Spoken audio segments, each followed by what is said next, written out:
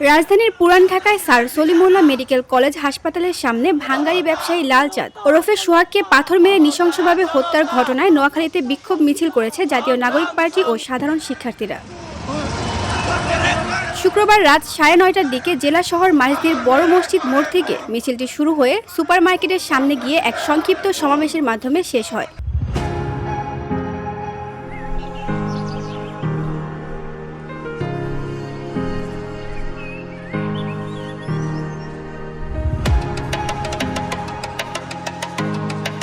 সমাবেশে বক্তব্য রাখেন নোয়াখালী জেলা এনসিপির সংগঠক হোসাইন আহমেদ গালিব, তানভীরুল ইসলাম, আবু সুফিয়ান, নূর হোসেন, খোরশেদ আলম, রাহাত, সাংবাদিক মামুন ও মাহমুদুল হাসান রাফি সহ বৈষম্য বিরোধী ছাত্র আন্দোলনের নেতাকর্মী এবং সাধারণ শিক্ষার্থীরা।